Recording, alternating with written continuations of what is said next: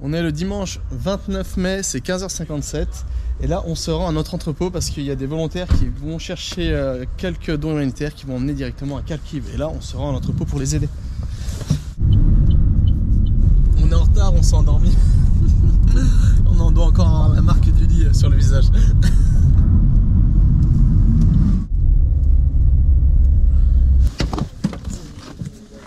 Le triage est en cours, on est en train de trier, ils sont en train une équipe de volontaires qui est en train de trier tous les médicaments qui viennent majoritairement, ça vient presque tout de France. C'est ça? Non. Donc on a des compresses. Fais vite. Et on a encore avec nous Dixie. Et aujourd'hui, l'équipe de volontaires va venir chercher les lits qui vont envoyer directement à Kharkiv. Alors ça change tant les plans parce qu'au début on devait les envoyer à Lviv, mais du coup on a trouvé quelqu'un qui en avait besoin à Kharkiv. Donc les lits médicalisés vont partir directement à Kharkiv. Et ça, ce sont les lits qu'ont emmené les Bourguignons la semaine dernière. C'est toujours un peu difficile et un long processus de tout trier parce que tout était en français, il n'y a personne qui parle français. Donc il faut traduire toutes les notices d'utilisation pour savoir ce que c'est. Alors d'habitude, ce qu'ils prennent, ils prennent la molécule. Avec la molécule, ils arrivent à retrouver ce que c'est l'équivalent ukrainien, etc. Et donc c'est un long process, mais c'est vraiment utile parce que de cette manière, ça permet d'optimiser le transport et de vraiment envoyer les médicaments là où ils seront le plus utiles. Voilà, par exemple, ici on a un carton de perfusion et voilà, c'est difficile de savoir quoi et quoi parce que c'est en français déjà, surtout pour les Ukrainiens, c'est difficile. Et c'est tout des volontaires, donc on n'a pas forcément de médecins avec nous. Donc ça demande un long travail de triage et surtout de beaucoup de Google Traduction pour savoir, mais après quand on envoie sur place, là-bas ça va souvent à des hôpitaux, à des professionnels, donc ils arrivent à savoir comment utiliser les choses qu'on envoie.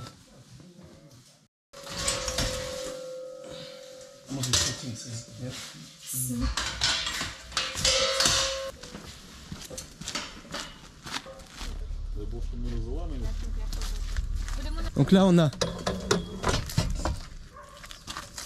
les lits médicalisés qui sont ici et dans cette voiture ici on a des fauteuils roulants. Et tout ça, ça part directement à Kharkiv. Et une fois qu'on a découvert l'énigme des médicaments, les médicaments sont déposés là par catégorie. Par exemple mal de ventre, antidouleur, paracétamol, perfusion, etc.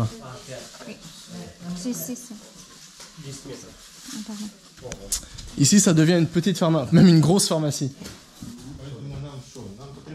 Et ici, c'est le paracétamol, et ça, c'est tout français. C'est du Dafalgan, du Doliprane, de l'Efferalgan, etc. Qu'est-ce que tu as, Yana? On a de la bétadine. Et de l'alcool. On a des diplômes.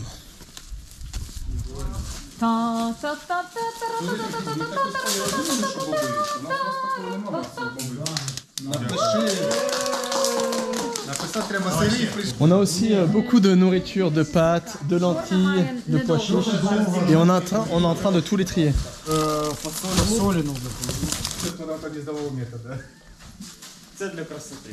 Des pâtes, des gâteaux.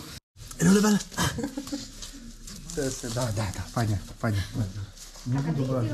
Allez papa.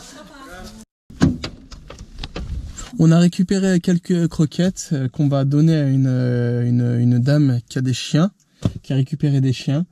Et je pense qu'après, ce sera tout pour cette journée. Cet entrepôt dans lequel on a déposé pas mal de dons et on est en train de faire le triage aujourd'hui, il est tenu par notre ami Genia. Genia qui vient du Donbass. En fait, à la base, il a une grosse une entreprise de jeux vidéo qui fonctionne très très bien.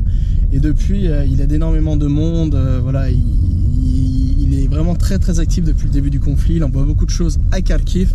Donc bien souvent, quand on envoie des dons, des aides humanitaires à Kharkiv, dans le Donbass, etc., on passe directement par Genia parce que c'est lui qui a tous les contacts. Et surtout, c'est quelqu'un qui est très très réglo. Donc il s'assure que voilà, à chaque fois qu'il envoie quelque chose, ça tombe bien au bon endroit parce qu'on va pas se cacher. Le problème, c'est qu'il y a pas mal de trafic des dons humanitaires. Donc c'est bien de connaître ses propres réseaux. Alors ce qu'il faut savoir aussi, c'est un peu bizarre au début, moi aussi je pense, ça m'a un peu impressionné, enfin pas choqué, mais enfin je sais pas comment dire, je trouvais ça un peu bizarre au début. C'est qu'il faut savoir en Ukraine, Je pensais que quand j'allais arriver en Ukraine, ça serait voilà le gouvernement qui allait qui allait se charger de l'aide humanitaire, du transfert des réfugiés, du logement des réfugiés, etc. Et en réalité, bah, le gouvernement, il n'y a pas grand-chose de fait. C'est surtout des volontaires individuels, donc c'est beaucoup d'entrepreneurs, des gens qui avaient des sociétés, etc. qui ont essayé qui ont été le plus réactifs par rapport à cette crise et qui ont essayé de trouver des logements des endroits, des péristok, on appelle ça en russe et en ukrainien, c'est-à-dire des centres d'accueil de réfugiés, des entrepôts pour recevoir les aides humanitaires, les envoyer, etc. Donc voilà, ça marche vraiment au niveau de, c'est vraiment des actions, c'est presque que des actions citoyennes.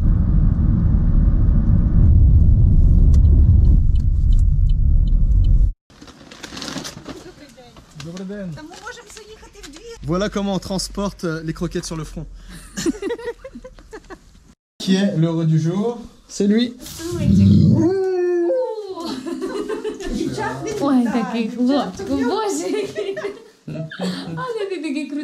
Mission accomplie encore une fois, une grosse mission.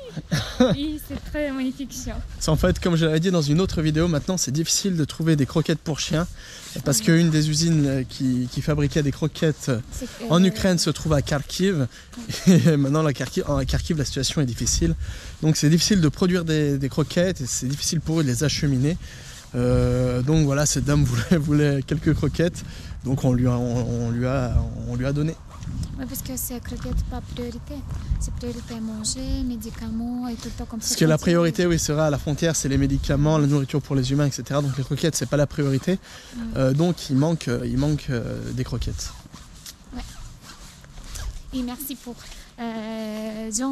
John et Walter qui donnent tout le temps des croquettes. Oui, bien, nos fournisseurs officiels de croquettes. Sponsor croquettes. Et là, Juliana va aller voir ses parents. Et moi, je vais rentrer pour en profiter pour faire le montage. Parce que je filme tout le temps. Et quand on filme, bah, il faut faire le montage. Et ça prend beaucoup de temps aussi. Et je vais prendre mon moyen de transport favori, la trottinette. Plus de batterie, je dois en trouver une autre. J'espère que celle-ci va marcher. C'est bon, ça marche.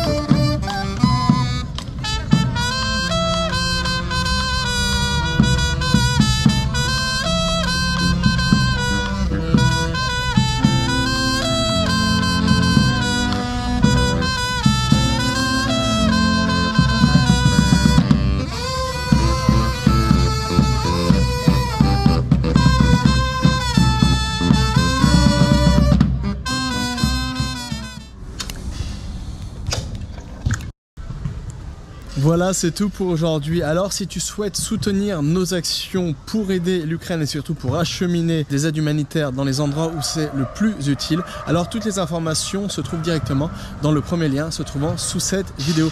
Un grand merci à toi et ciao, et on se retrouve dans une nouvelle vidéo. Allez, ciao!